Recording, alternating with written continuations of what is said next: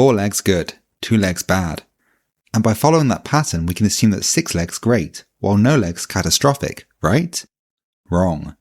See, snakes are one of the most successful reptile groups of them all, and it turns out the whole having limbs thing was just holding them back.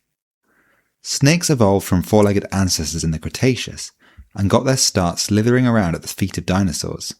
A radical change like ditching several major body parts and becoming a long strand of spaghetti might be seen as a sign that an animal is specialising for a very particular niche. But instead of getting stuck in a rut after dramatically quitting the running club, snakes did the opposite. They exploded in diversity.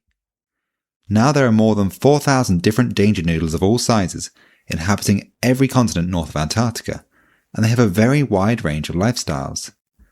There are venomous snakes and constrictor snakes, snakes that live in the desert, snakes that live in the sea, blind burrowing snakes and arboreal tree-climbing snakes. There are nest-raiding snakes with special bones in their throats for cracking eggs, and even snakes that can flatten their bodies and glide. Most other animals that have removed their need for toenail clippers, like the amphibious caecilians or other legless lizards, have quite limited, quite similar walks of life. But snakes are incredibly versatile. So what's their secret? Well, in this video we're going to sift through the mysteries of early snake evolution to figure out how these reptiles lost their legs, and why it might just be the best thing that ever happened to them. Snakes are squamates. Squatchy! No, squamates. We don't typically think of snakes as lizards, but that's actually exactly what they are, an early, wildly successful group of legless lizard. In fact, snakes are more closely related to Gila monsters and monitor lizards than those lizards are to geckos and skinks. They may not share the same number of legs, but this group is linked in another way. To find out how, we have to look inside their mouths. No, actually, I feel like this is going to get me demonetized. I'll just tell you. The group of lizards that includes snakes is the venom clade Toxicophora. Rather than developing their deadly bites independently, they all got them from the same shared ancestor, which stumbled upon venom 200 million years ago by repurposing enzymes used for digestion. Some Toxicophora, like the chameleons and iguanas, and in fact plenty of snakes, have lost their venom, but their ancient ancestors had it, and it's the defining characteristic of this group.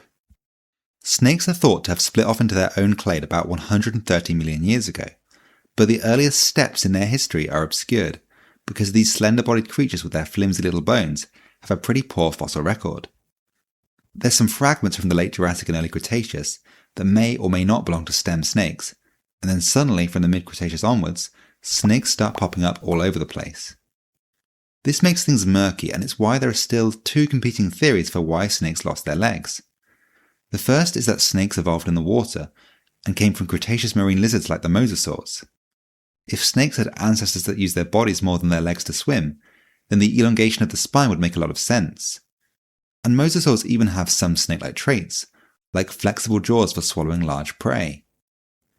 This theory has been around since Victorian times, and it was helped along by the discovery of primitive stem mosasaurs like Aegilosaurus, which had more snake-like bodies than proper mosasaurs, and were perhaps even undergoing the early stages of limb reduction. Limb loss is relatively common at sea, in fact. It's famously seen in the cetaceans, which ditch their back legs when they return to the ocean, and it's also demonstrated by the reduced fins of eels. The second theory is that snakes evolved on land, or rather, under it. Lizards often dig using their heads, so limbs may be more of a hindrance than a help. An arm or leg can easily get stuck while slithering through tight tunnels, so lopping off your limbs could prevent fatal accidents. This is why most of the legless lizards that came after snakes are underground specialists, built to burrow. What's more, the earliest branches in the modern snake family tree are between the fossorial blind and thread snakes and the rest of the snake family. So it's possible these small, worm-like burrowing animals with scales covering their eyes are the closest living examples of what early snakes look like. Picking a winner here is tough, because scientists have found fossils of mid-Cretaceous primitive snakes that lived on land, and mid-Cretaceous primitive snakes that lived in the sea.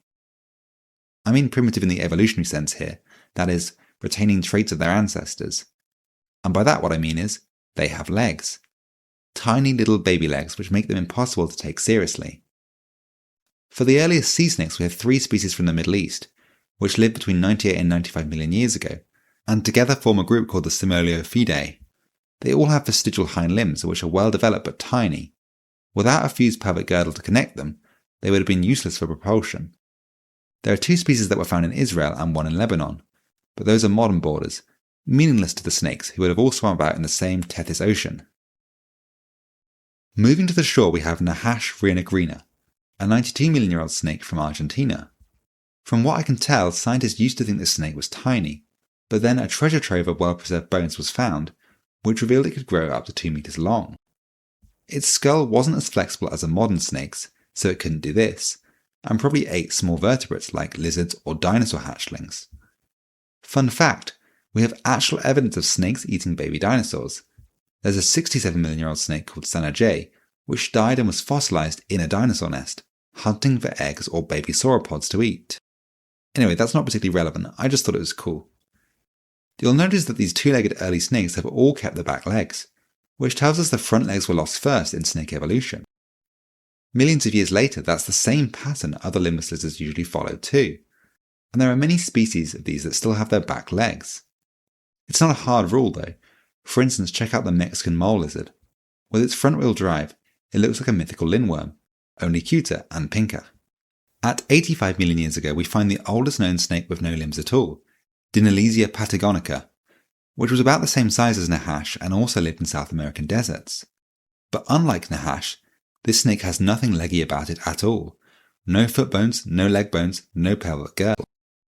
It's less legged than some modern species of snake, in fact. Existing snakes like boas and pythons still have pelvic spurs, bones which only emerge from their bodies as these tiny claw-like structures. They use them to hold onto each other when mating, so if you were a snake, you'd probably find this picture super sexy. Dinalesia have large spherical vestibules in their inner ears, a trait that's only found in burrowing snakes, and is used to hear low-frequency vibrations underground. So this animal either dug burrows itself, or it invaded other animals' burrows looking for meat. Of the two theories, the underground origins idea has become more popular recently, and recent phylogenies suggest that even though their fossils are slightly older, the marine animals like Pachyrhachis are actually more closely related to modern snakes. This threw me at first, but here, this diagram makes it pretty simple. The idea is that the Similophidae split off after the common ancestor of modern snakes, but didn't make it quite so far, while the land snake's ancestors diverged earlier, and they evolved on their own path, surviving until 90 to 85 million years ago. This means Nahash and Dinalesia are stem snakes, and perhaps more representative of the reptile's ancestral state. If this interpretation is correct, it means the loss of legs came after the common ancestor of all living snakes, unless Pachyrhachis and Hasiophis had grown their legs back for some reason. It also means leg loss could have evolved in snakes multiple times independently. Using some wibbly-wobbly, timey-wimey methods, these scientists also did ancestral reconstructions to figure out what the common ancestors to snakes might have looked like. Surprisingly, they decided it was not a worm-like blind snake, but an animal a lot more like typical modern snakes, a nocturnal stealth hunter that lived in a warm, wet forest habitat. I got in touch with one of the writers of this paper and they tentatively gave me a third hypothesis. Leglessness might be favoured for its all-terrain capabilities. Snakes have the ability to move in many different ways depending on the environment, and early snakes might have benefited from limb reduction as it allowed them to move on land, in water, and to navigate underground. Sorry I can't give you something more final here, but if you look at this video's title you'll see you were never actually promised the answer to why snakes lost their legs. Technically correct. The best kind of correct. No, I'm only obligated to tell you how snakes lost their legs, and the how is more straightforward. Well, no, it's not actually, but I can speed through it more quickly. We gotta go fast because it's time to talk about the Sonic the Hedgehog gene. Yes, that is its real name. Scientists are nerds. And if you think that's bad, wait until you hear about the 35 different wasp species all named after different Discworld characters. The Sonic Hedgehog gene produces a regulatory protein, which works as a switch in a circuit that controls limb growth. In lizards, it flicks on and the legs grow as you'd expect. When it flicks off, leg growth stops. In snakes, the switch stays off, and in pythons, it flicks on for a second and then off, creating those provocative spurs. This means it's pretty easy to see how snakes lost their legs. You just need mutations that cause the Sonic Hedgehog gene to shut off earlier and earlier during embryonic development, until it eventually stopped altogether. It's so simple, in fact, it makes me wonder if it'd be possible for modern snakes to re-evolve legs if the need arose. Like, I don't know, if strange geological processes turned the ground to sandpaper, and slithering became really painful. Without stopping to think if they should, scientists tested how this all works by sticking a bit of snake gene into mice, and to everyone's horror, They got legless, serpentized mice. So why did I say losing their legs was such a good move for snakes? Well, partly it's wishful thinking on my part, but the main reason is that snakes have proven themselves to be weirdly good at evolving. According to this paper's models of snake evolution, early on in their history the snakes experienced a big bang, a snake singularity as the paper calls it, where they quickly gained many of their key characteristics, no legs, long bodies and stretchy mouths, and then shot out in all directions, diversifying rapidly. And apparently they didn't slow down after that. The paper explains that snakes evolve up to 3 times faster than lizards, and no one is quite sure why. They have a history of gaining new traits surprisingly quickly, undergoing anatomical changes or specializing for new niches, new diets and new habitats in the geological blink of an eye. This helps them bounce back after disasters, which might be why, despite only a handful of species surviving through the Cretaceous mass extinction, 5 million years on we get extreme snakes like the famous Titan boa. So what is it about snakes that makes them harder, better, faster and stronger? Perhaps it's their venom. While most venomous lizards have to sort of chew toxins into a wound, snakes' specialized teeth act like hypodermic needles. Perhaps it's their senses, the tongues that help them trace scents, or the heat-sensitive pits that let them hunt warm-blooded prey in the dark. Personally, I'd bet money it has something to do with their unique feeding adaptations. Snake skulls are flexible and multi-jointed, and their jaws, while not actually able to dislocate, are basically elastic. Snake jaws connect right at the backs of their skulls, and the 2 sides of their lower jaws aren't connected by bone, allowing their mouths to open out sideways as well as up and down.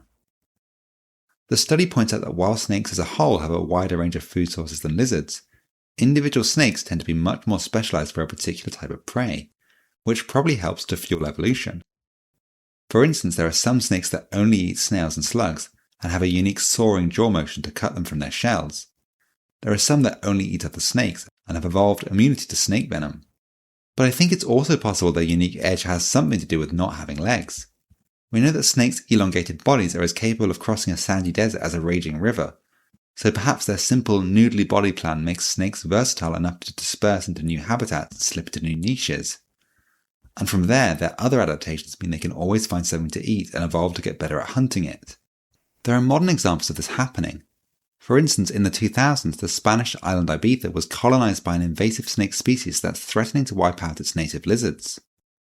After covering the island, they've now been seen actively swimming to nearby islets to hunt these lizards down in their last safe havens. To me, it's also really interesting that lizards keep on following in snakes' footsteps and evolving to be legless, or at least less legged. It's happened separately at least 24 times. Thanks to the sonic hedgehog gene, we know it's perhaps not as hard as it looks to be sans legs. But even so, the fact it keeps on happening suggests a strong evolutionary pressure supporting this switch. Especially since snakes were exploiting a new niche, and the lizards are trying to move into a lifestyle that's already kind of tapped out. In summary, there are good reasons for an animal to save on their shoe budget and go without legs. And with so much of snake evolution still a mystery, there could be plenty more to learn. If you enjoy finding out why animals lack bits we'd usually expect them to have, then you might enjoy this other video about how apes ended up having no tails. They do horrible things to mice in that video too, if that's somehow a selling point to you.